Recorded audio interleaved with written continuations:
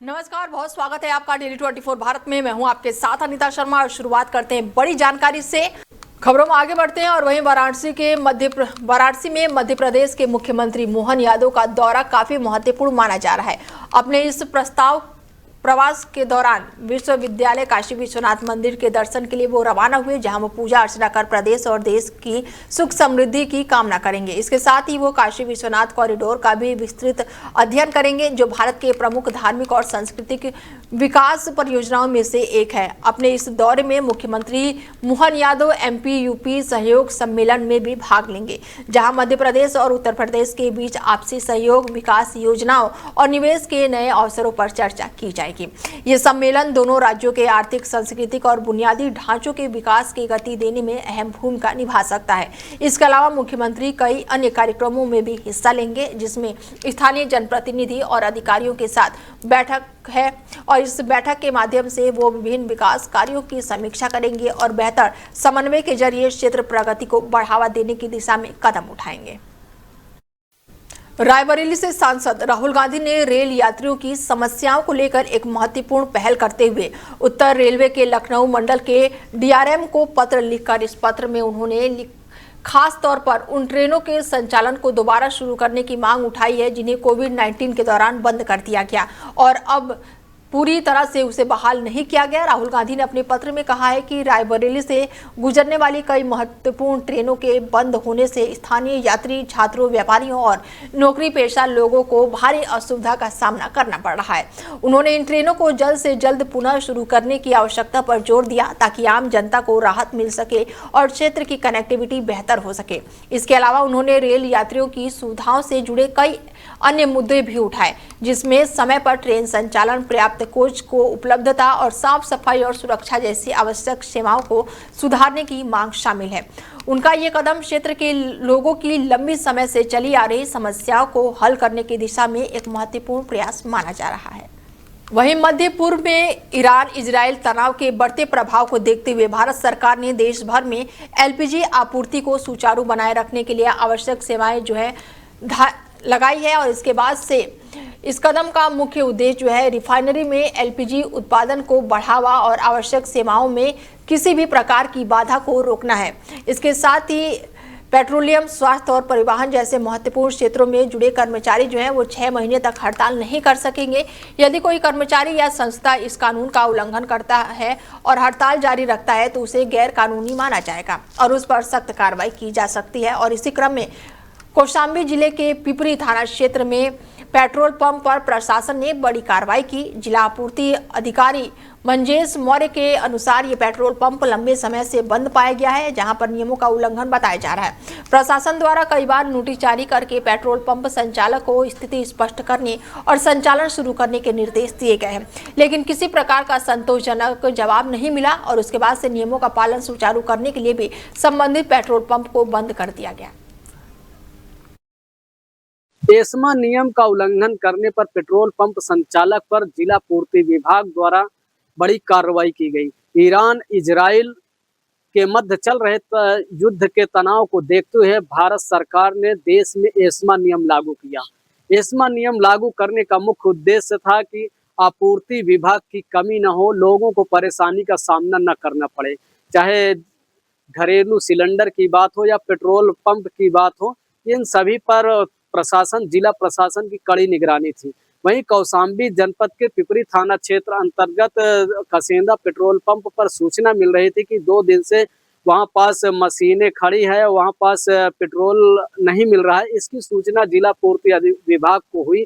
जैसे ही वहां पास पहुंचे, पेट्रोल पंप संचालक को नोटिस दिया गया, उसे सूचना दी गई वहां पास, लेकिन पेट्रोल पंप संचालक वहां पास नहीं पहुंचा।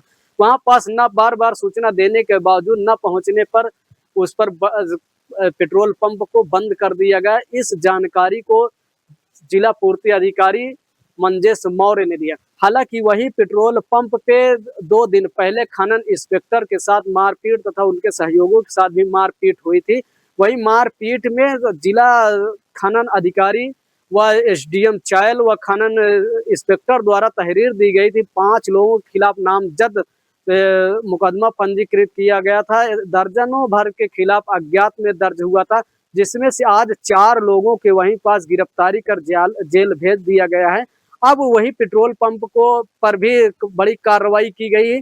अब इस बड़ी कार्रवाई की वजह से पेट्रोल पंप संचालकों में भी चेतावनी, एक हिसाब से कहा जाए तो चेतावनी होगी और उन पर भी अगर शिथिलता बरती जाएगी तो उन पर भी कार्रवाई की जाएगी। डेली 24 भारत से लवलेश कुमार, कौशाम्बी। एस्मा अमरोहा जनपद के हसनपुर कोतवाली क्षेत्र से मामला सामने आया है, जहां पर हत्याकांड ने पूरे इलाके को झकझोर कर रख दिया। इस मामले में रिश्तों को मर्यादा उस समय तार-तार हो गई जब एक पत्नी ने अपने ही पति की हत्या की साजिश रच डाली। पुलिस जांच में खुलासा हुआ है कि 30 साल की मेराज की हत्या के पीछे उसकी पत्नी रूही का अपनी बहन के देवर फरमान के साथ अवैध प्रेम संबंध था और इस संबंध का मेराज लगातार विरोध करता था, जिससे पति पत्नी के बीच लंबे समय से विवाद चल रहा था। यदि विवाद धीरे धीरे एक खौफनाक साजिश में बदल गया। पुलिस अधीक्षक अमित कुमार आनंद ने रूही खुलासा किया है। उन्होंने कहा है कि रूही ने अपने प्रेमी फरमान और उसके दोस्त अदनान के साथ मिलकर मरीज को रास्ते से हटाने की योजना बनाई। साजिश के तहत शनिवार रात को रूही ने पहले अपने पति को चाय में नींद की गोलियां मिलाकर उसे पिला दी और जब वो गहरी नींद में चला गया तब देर रात फरमान और अदनान घर पहुंचे और इसके बाद तीनों ने मिलकर मेराज के हाथ पैर बांध दिए और धारदार हथियार से उसका गला रेतकर उसकी बेरहमी से हत्या कर दी। फिलहाल पुलिस पूरे मामले की जांच की और जिसके बाद से पुलिस ने 3 आरोपियों को इस मामले में गिरफ्तार किया है। कल दिनांक 29 मार्च को थाना हसनपुर क्षेत्रांतर्गत ग्राम पिपलौती कला में एक युवक नाम मेराज उम्र लगभग 35 वर्ष की धारदार हथियार से हत्या करने की सूचना प्राप्त हुई थी। सूचना पर तत्काल मौके पर पुलिस पहुंची। पूछताछ के क्रम में यह ज्ञात हुआ कि सुबह मृतक का पिता उसके घर पे गया था तो देखा उसका जो बेटा है खाट पर मृत पड़ा हुआ है। इसके गले पे, कलाई पर, पैर पर धारदार हथियार के निशान हैं और बगल की खाट पर इसकी पत्नी सो रही थी। जब इसने उसको उठाया तब वह जगी। तहरीर के आधार पर इसमें मुकदमा पंजीकृत किया गया। इसकी पत्नी का रोल संदिग्ध प्रतीत हो रहा था। जब इससे पूछताछ की गई तो ये प्रकाश में आया कि इसकी पत्नी रूही का इसकी बहन के देवर, जिसका नाम फरमान है, उससे लगभग 5-6 साल से संबंध थे। इसकी जानकारी इसके पति को भी थी और इसका पति इसका विरोध करता था। तो इसको अपने रास्ते से हटाने के लिए इन्होंने इसका मारने का षड्यंत्र रचा। पिछली रात इन्होंने नींद की गोली इसके पति को रात्रि के खाने में दी थी और लगभग रात 10 बजे फरमान और इसका दोस्त अदनान इसके घर पे आए और सोते वक्त इसके गले पे कलाई पर चाकू से वार करके इसकी हत्या कर दी।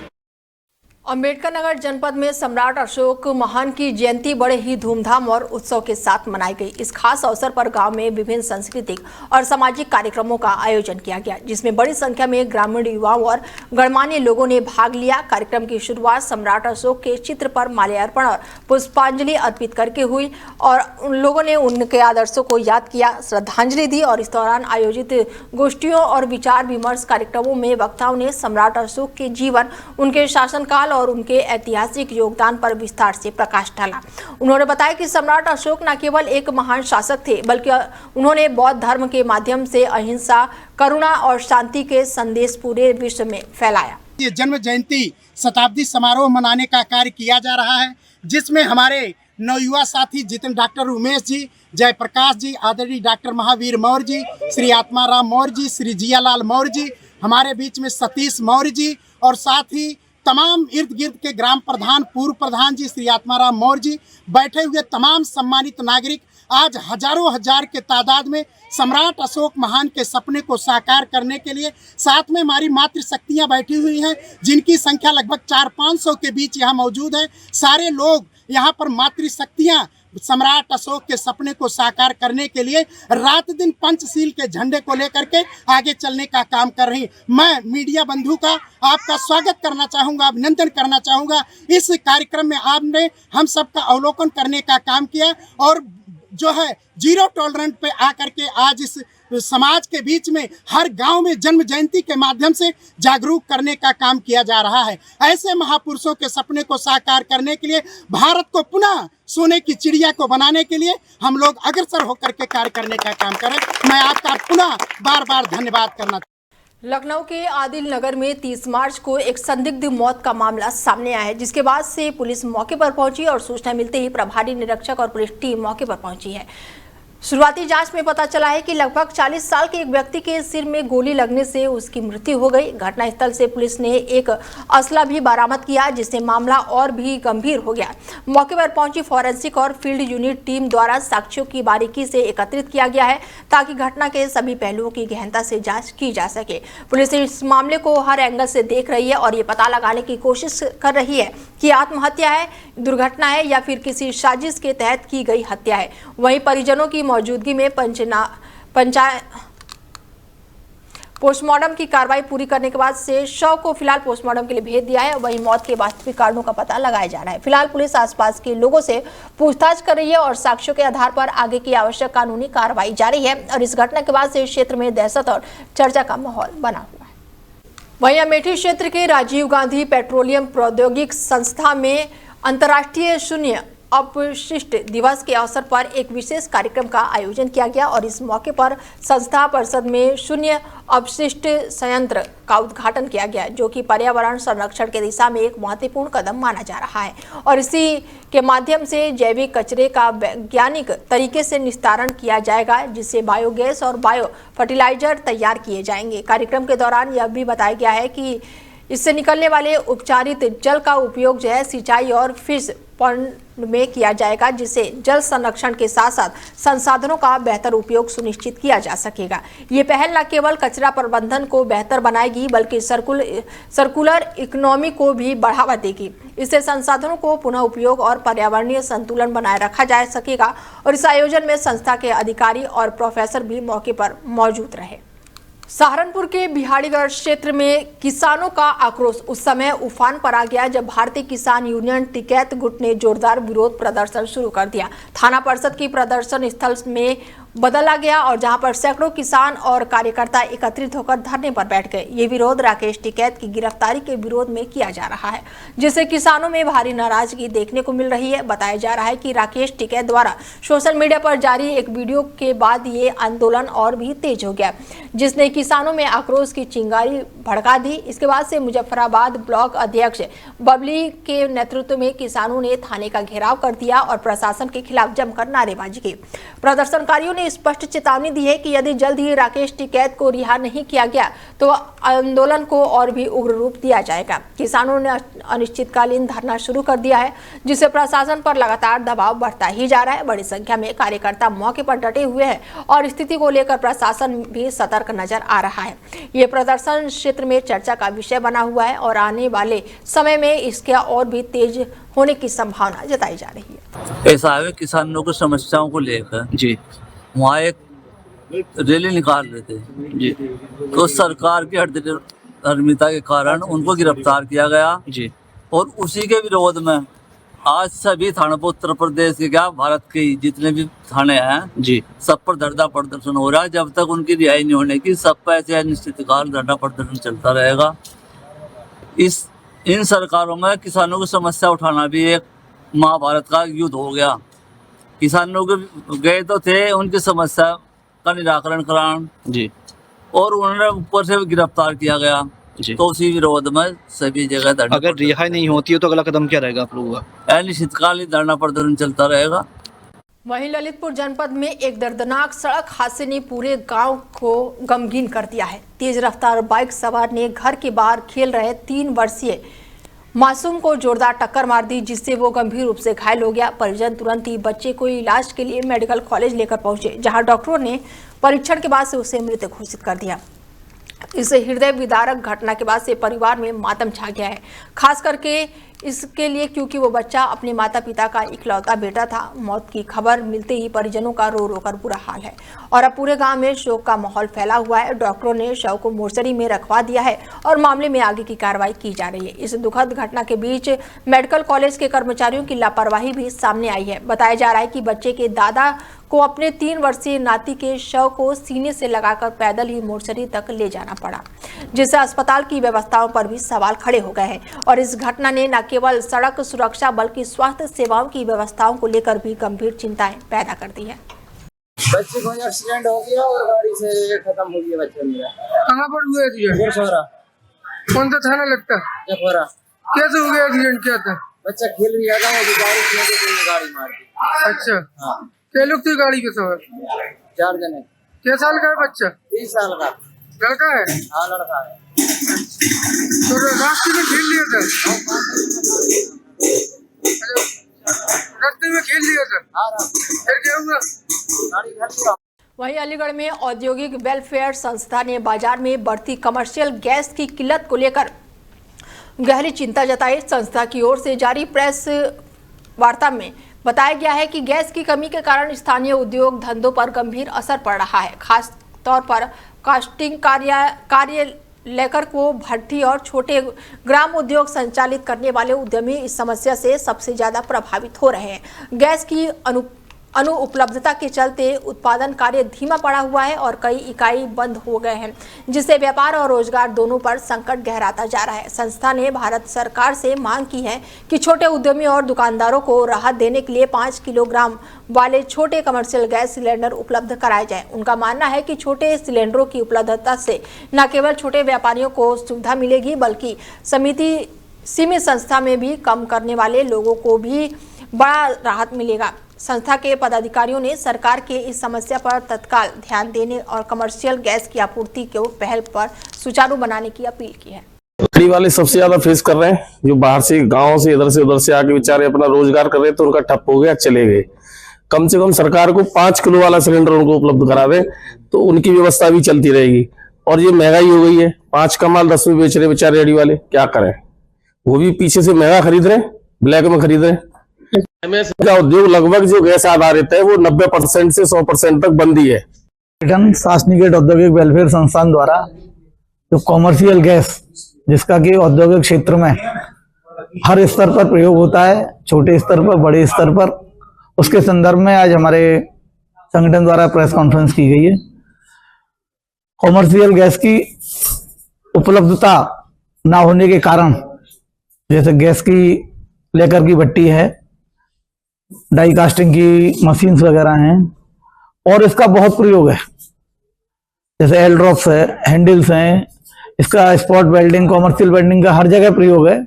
इसका उपलब्धता ना होने के कारण कुछ काम धंधों में इसका बहुत बुरा असर पड़ रहा है। हमारे उद्यमी इसको लेकर काफी परेशान है। इसके संदर्भ में हमारे संगठन की सरकार से मांग रहेगी कि इसकी जो उपलब्धता है, जैसे पहले सुचारू रूप से रहती थी, सुचारू रूप से कॉमर्शियल गैस के सिलेंडर मार्केट में उपलब्ध होने चाहिए।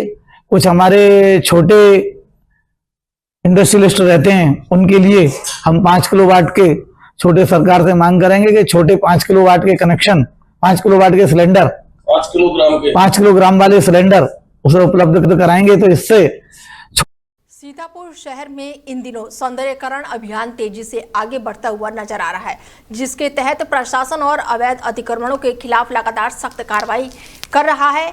हाल ही में जहां एक मंदिर को हटाने की कार्रवाई की गई, वहीं अब प्रशासन ने अभियान को आगे बढ़ाते हुए शहर के अन्य हिस्सों में भी पैमाइश और चिन्हीकरण जो है वो प्रक्रिया शुरू कर दी है। सिटी मजिस्ट्रेट, तहसीलदार और नगरपालिका के अधिशासित अधिकारियों की मौजूदगी में संबंधित क्षेत्र का निरीक्षण किया गया और सरकारी जमीन पर किए गए अस्थायी निर्माण की स्पष्ट रूप से निशानदेही की गई है। मौके पर मौजूदा लोगों को प्रशासन की ओर से सख्त चेतावनी दी गई कि वो खुद आगे बढ़कर अपने अवैध या फिर अस्थायी निर्माण जो है उसे हटा दें, अन्यथा प्रशासन को जो है वो मजबूरन कार्रवाई करनी पड़ेगी। बलिया में निजी अस्पतालों और नर्सिंग होम में मरीजों की मौत के मामले को लेकर आक्रोश लगातार बढ़ता जा रहा है। आरोपी डॉक्टरों की अब तक गिरफ्तारी न होने से छात्र जो है वो काफी नाराज हैं। जिलाधिकारी कार्यालय पहुंचकर पत्र सौंपते हुए जोरदार विरोध प्रदर्शन किया। छात्रों का कहना है कि इन मामलों में न्याय की मांग को लेकर भी कैंडल मार्च निकाला गया था, जिसके बाद से प्रशासन ने अपूर्वा नर्सिंग होम को सील तो कर दिया, लेकिन घटना के एक सप्ताह बीत जाने के बावजूद भी आरोपी डॉक्टरों की गिरफ्तारी नहीं की गई है। जननायक चंद्रशेखर विश्वविद्यालय से जुड़े छात्रों ने इस मामले को गंभीर लापरवाही और अन्याय का प्रतीक बताते हुए कहा कि यदि दोषियों पर कार्रवाई नहीं होती है तो ये व्यवस्था पर सवाल खड़ा करता है। छात्रों ने आशंका जताई है कि कहीं न कहीं किसी प्रभाव या फिर दबाव के चलते आरोपियों की गिरफ्तारी में देर हो रही है। अभी हम लोग जिलाधिकारी महोदय के यहाँ आए हुए थे, क्योंकि उस दिन शनिवार को हम लोगों ने कैंडल मार्च के माध्यम से न्याय की मांग की थी अपूर्वा हॉस्पिटल को सील करने और डॉक्टरों की गिरफ्तारी के लिए। कल रात को तो अपूर्वा हॉस्पिटल को सील कर दिया गया है, लेकिन एक सप्ताह बीत जाने के बाद भी डॉक्टरों की गिरफ्तारी अभी तक नहीं हुई है। एक भी डॉक्टर की गिरफ्तारी नहीं हुई है और सबसे बड़ी बात, उन पर हत्या का मुकदमा दर्ज है, हत्या की धारा का उन पर FIR दर्ज है, लेकिन अभी तक एक डॉक्टरों की गिरफ्तारी नहीं हुई है। ये साफ प्रत्यक्ष बताता है कि इसमें कहीं ना कहीं किसी के दबाव में ये गिरफ्तारी नहीं हो रही। आखिर ये किसके दबाव में गिरफ्तारी नहीं हो रही है? ये आधिकारिक दबाव में हो सकता है, ये जनप्रतिनिधि के दबाव में हो सकता है, ये शासन सत्ता के दबाव में हो सकता है, लेकिन दबाव कहीं से न कहीं से दबाव है कि डॉक्टरों को गिरफ्तार नहीं करना है। लेकिन हम लोग भी अड़े हुए हैं। सील कराने की प्रक्रिया, सील कराने की प्रक्रिया तो अड़े थे, सील हुआ, डॉक्टरों की गिरफ्तारी तक अड़े रहेंगे और जब तक गिरफ्तारी नहीं होगी बलिया जनपद में आंदोलन चलता रहेगा। तो क्या कदम उठाएंगे गिरफ्तारी को? अब चूंकि पूर्वांचल छात्र बलिया जनपद में स्कूली बच्चों की सुरक्षा को लेकर परिवहन विभाग ने सख्त रुख अपनाते हुए बड़ी कार्रवाई की है। अभियान के तहत प्राइवेट, कमर्शियल और विशेष रूप से स्कूल वाहनों की जांच की गई, जिसमें 155 से ज्यादा स्कूली वाहनों को नोटिस जारी किया गया है। जांच में पाया गया है कि इन वाहनों की फिटनेस वैधता तो जो है वो समाप्त हो चुकी है और कोई जरूरी दस्तावेज भी है वो अधूरे बताए जा रहे हैं, जिससे इनसे बच्चों का परिवहन करना जो है वो असुरक्षित माना गया है। मैं आपको बता दूं कि सड़क पे जो दुर्घटनाएं बढ़ रही हैं, इसको लेकर सरकार बहुत चिंतित है और ये छापेमारी नहीं चल रही है, प्रवर्तन कार्रवाई हमेशा जैसे होती है वही एक रूटीन चल रहा है।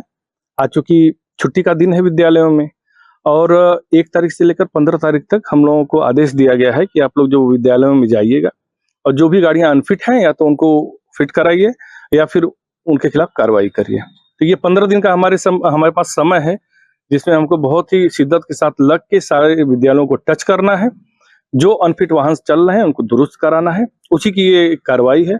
अभी हमने, आप लोगों को याद भी होगा, अखबार में 2 दिन पहले दिया भी था कि 157 वाहन जो हमारे यहाँ अनफिट चल रहे हैं, स्कूली बस, उनको हमने ब्लैकलिस्ट करने के बाद उनकी RC भी मैंने सस्पेंड कर दी है और जनता से भी और यहाँ के लोगों से भी हमने अपील की है कि आप लोग कृपया इन वाहनों से अपने बच्चों को स्कूल ना भेजें। आखिर जो विद्यालय है सर, हाँ, आखिर अनफिट तो बस रख रहे हैं, जो गाड़ियां हैं? देखिए, अनफिट बस क्या रखते हैं, होता क्या है, जैसे कि आज मैं किसी विद्यालय की बस का मैं फिटनेस करता हूँ तो वो 1 साल बाद उसका फिटनेस समाप्त हो जाता है। तो अगर हम रोज का अगर डाटा निकालें तो आज किसी वाहन का फिटनेस समाप्त हो रहा होगा तो उनकी संख्या बढ़ जाती है। और जो लोग अनफिट रखते हैं तो जिम्मेदारी नहीं समझते हैं, कुछ लोग तो ऐसे होते हैं जो अपनी जिम्मेदारी नहीं समझते, तो उनके खिलाफ प्रवर्तन कार्रवाई भी होती है और उनको दंडित भी किया जाता है। सर कि आए दिन घटनाएं होती रहती है, जो स्कूली बस है यार, तो और चीजें होती। फिलहाल खबरें लगातार जारी है, बने रहिए आप हमारे साथ और देखते रहिए DEL 24 भारत। नमस्कार।